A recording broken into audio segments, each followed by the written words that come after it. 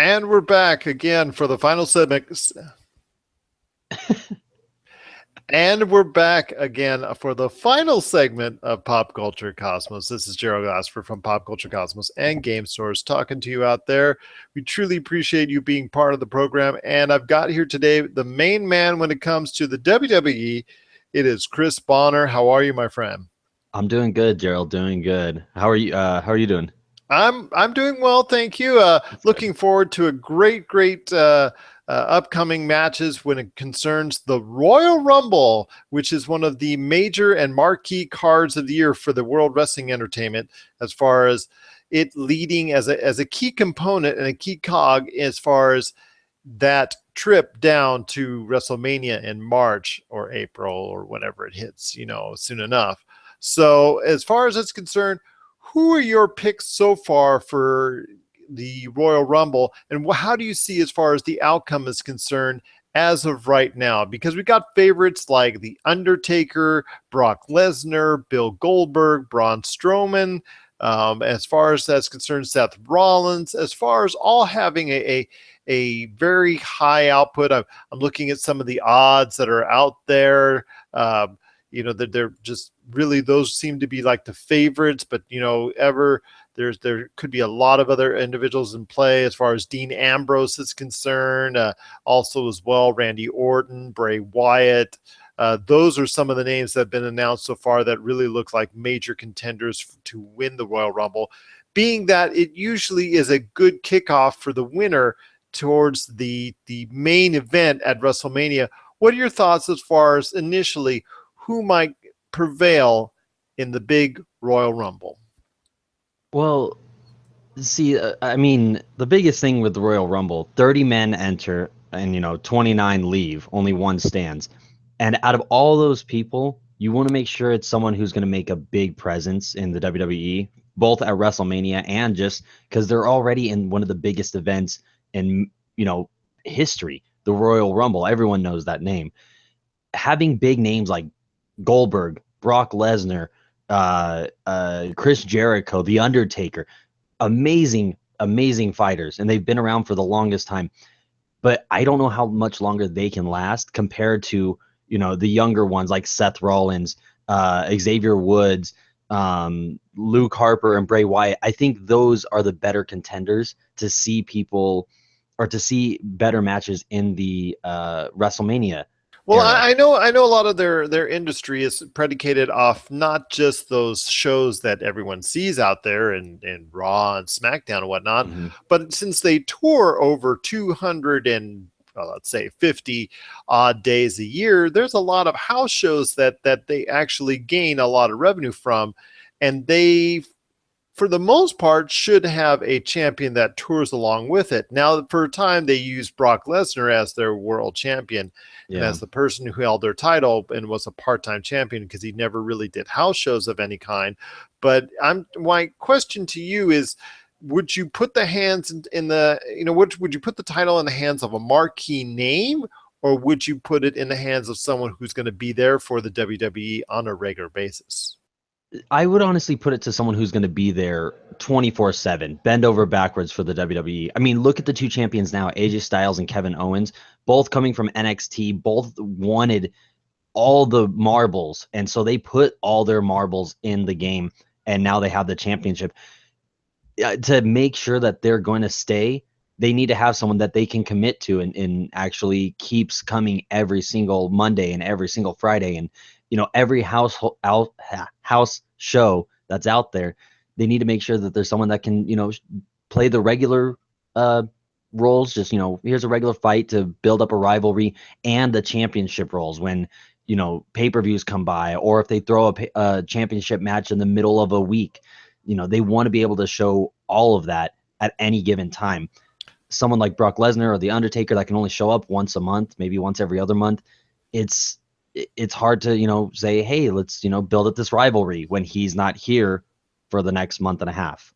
What about those individuals that you and I have both seen become marquee names in one of their, self-created promotions, which was, it's just primarily a development promotion, but there are individuals there who, obviously didn't need that much in development, but have garnered a big name across independent organizations. And I'm talking about Samoa Joe and Shinsuke Nakamura.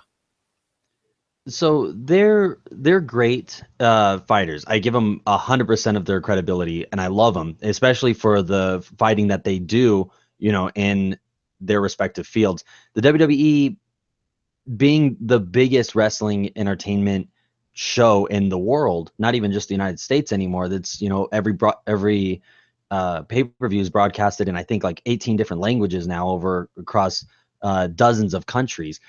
The uh, the the international fighters that are going to come in and they're going to make a big impact, I really do want to see them succeed. I just don't know if this is the time for them to succeed. So Royal Rumble is just a little too close to WrestleMania. I think that, SummerSlam or something around there, that's where they can start building their name in the WWE to push into. I know that's not the real road to WrestleMania, but any pay-per-view is a road to WrestleMania if you start building early enough. now the major title matches that are on there are going to feature Kevin Owens versus Roman Reigns for the Universal title, and then also AJ Styles versus John Cena for his WWE Championship. Those are the title matches currently on the queue for Royal Rumble is concerned.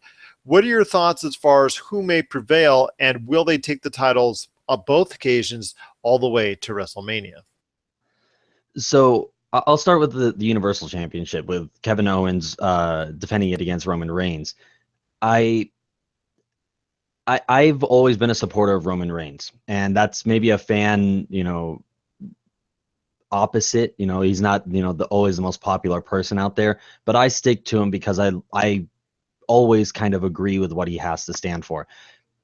In that fight, I think Roman Reigns has a shot at winning this and keeping it all the way till WrestleMania.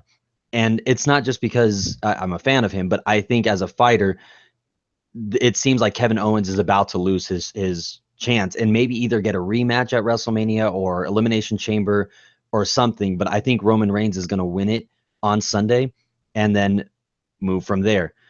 Now, that again may be an unpopular opinion, but I'm just saying what I think. Now, as far as the heavyweight title, AJ Styles versus John Cena, there is one thing I wanted to pull up.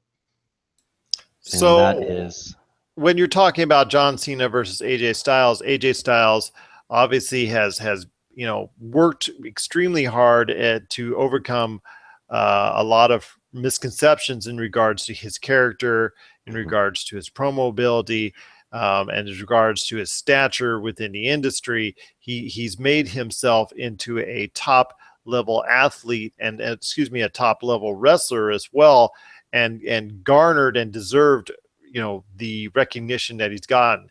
Is it too early to take away that way as far as it's concerned to someone who may or may not be, again, and there's an ongoing theme, someone who's not be able to commit to the WWE on a full-time basis?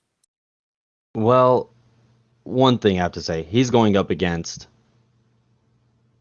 Oh, that didn't work. Dang. When you test all this and it doesn't even work. You sound good. You're coming up.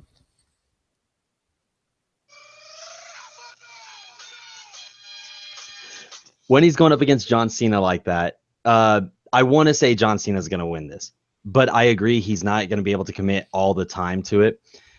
I think it's best to keep AJ Styles into this title and have him go all the way to WrestleMania and show his up and coming that way. I feel that he would be a great act, not just a wrestler, but in general, his performances, his ability to get the crowd hyped. I think he's going to keep the title all the way till WrestleMania, and that will keep their ratings up. That's going to be great for WWE, for business. Well, it's been great having you on and hearing your thoughts on the upcoming Royal Rumble.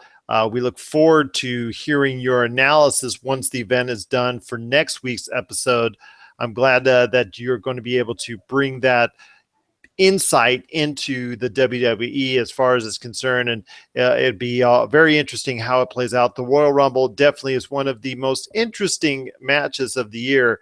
Whether or not people have their opinions on whether WrestleMania or SummerSlam or Survivor Series is better, the Royal Rumble provides a different, as far as look at the WWE, and usually it has a tendency to gain a lot of buzz. I know probably one of the best Royal Rumble matches ever was Ric Flair winning the WWE title back in '92. It's the 25th anniversary of that, so maybe they're going to try and do something similar in order to honor his quest at that period of time. I know as far as it's concerned, the WWE Royal Rumble is still one of the major steps towards WrestleMania, and it'll be very interesting to hear your analysis next week once the show is done. Well, that's going to do it for this week. Chris, any last thoughts as far as it's concerned before we get on out? Everyone watch the Royal Rumble. That's the biggest thing I can promote. I mean, I'm not a promoter for WWE, but it's going to be an amazing show. So somehow get out there and watch it. Definitely indeed. So for Chris Bahner, this is Gerald Glassford. We truly appreciate you listening. If you have any questions, please give us a line on Facebook at Pop Culture Cosmos, at Pop Culture Cosmo on Twitter, or send us an email, popculturecosmos@yahoo.com. It's another beautiful day in paradise. Thanks so much for watching, and here's hoping you have yourself a great day.